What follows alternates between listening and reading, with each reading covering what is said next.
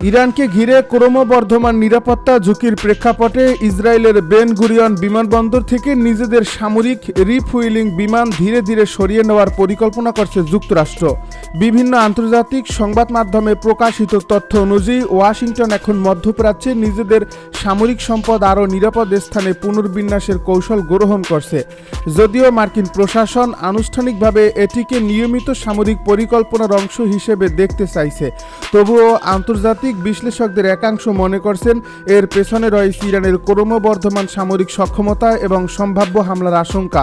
বিশেষ করে Ben Gurion বিমানবন্দর অতীতেও আঞ্চলিক উত্তেজনার সময় আলোচনা এসেছে। এর ফলে এবারও সেটিকে সম্ভাব্য ঝুঁকিপূর্ণ এলাকা হিসেবে বিবেচনা করা হচ্ছে।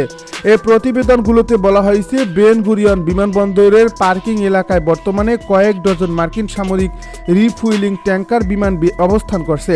এসব বিমানের প্রধান কাজ হলো আকাশে উড়ন্ত যুদ্ধ বিমানকে জ্বালানি সরবরাহ করা, যাতে দীর্ঘ সময় ধরে যুদ্ধ অভিযান পরিচালনা করা সম্ভব হয়।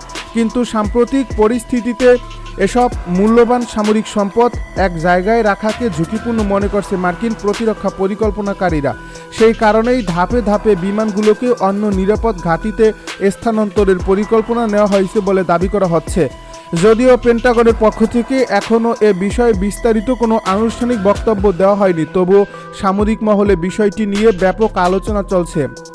ইসরায়েলের পক্ষ থেকে অবশ্য ভিন্ন একটি প্রস্তাব দেওয়া হয়েছে। দেশটির পরিবহন মন্ত্রী মিরি রেঘে প্রস্তাব করেন মার্কিন ট্যাঙ্কার বিমানগুলো বেন গুরিয়ন থেকে সরিয়ে অন্য কোনো দেশে না নিয়ে ইসরায়েলের বিকল্প সামরিক ঘাঁটিতে স্থানান্তর করা যেতে পারে।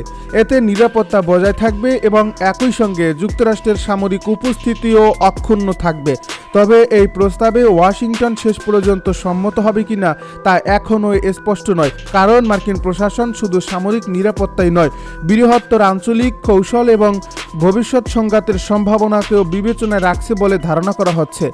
মার্কিন কর্মকর্তাদের আনুষ্ঠানিক বক্তব্যে আরেকটি কারণ উঠে এসেছে। তাদের দাবি, বেন গুরিয়ন বিমানবন্দরে বিপুল সংখ্যক সামরিক বিমান অবস্থান করার কারণে বেসামরিক যাত্রী পরিবহন কার্যক্রম ব্যাহত হওয়ার আশঙ্কা তৈরি হয়েছে।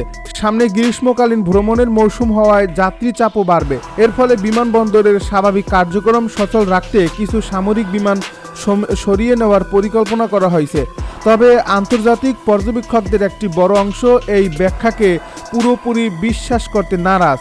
তাদের মতে প্রকৃত কারণ নিরাপত্তা উদ্বেগ এবং সম্ভাব্য ইরানি হামলার ঝুঁকি।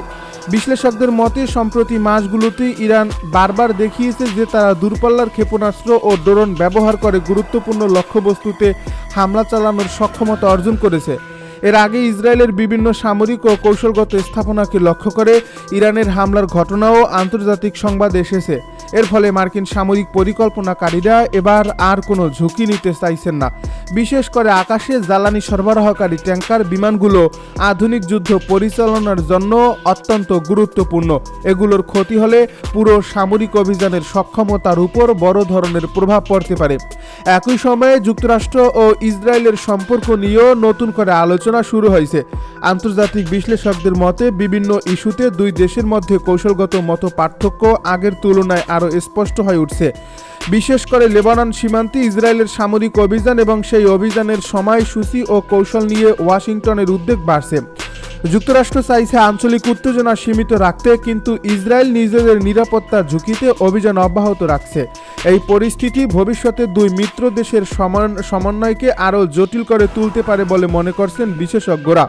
লেবাননকে ঘিরেও উত্তেজনা কমেনি। সীমান্তে গোলাবর্ষণ, ড্রোন হামলা এবং পাল্টাপাল্টি সামরিক পদক্ষেপের কারণে পরিস্থিতি এখনও অস্থির। ইরান বরাবরই বলে আসছে তাদের আঞ্চলিক মিত্রদের উপর বড় ধরনের হামলা হলে তারা নীরব থাকবে না। এর ফলে লেবাননের পরিস্থিতি যে কোনো সময় আরও বিস্তৃত আঞ্চলিক সংঘাতে রূপ নিতে পারে বলে আশঙ্কা করা হচ্ছে। এই বাস্তবতাও যুক্তরাষ্ট্রের সামরিক পুনর্বিন্যাসের সিদ্ধান্তে প্রভাব ফেলছে। সামরিক বিশেষজ্ঞদের মতে আধুনিক যুদ্ধে শুধু যুদ্ধবিমান বা ক্ষেপণাস্ত্র নয়, রিফুয়েলিং ট্যাঙ্কারও অত্যন্ত গুরুত্বপূর্ণ সম্পদ, কারণ এগুলোর মাধ্যমে যুদ্ধবিমান দীর্ঘ সময় আকাশে অবস্থান করতে পারে এবং দূরবর্তী লক্ষ্যবস্তুতে অভিযান পরিচালনা করতে সক্ষম হয়।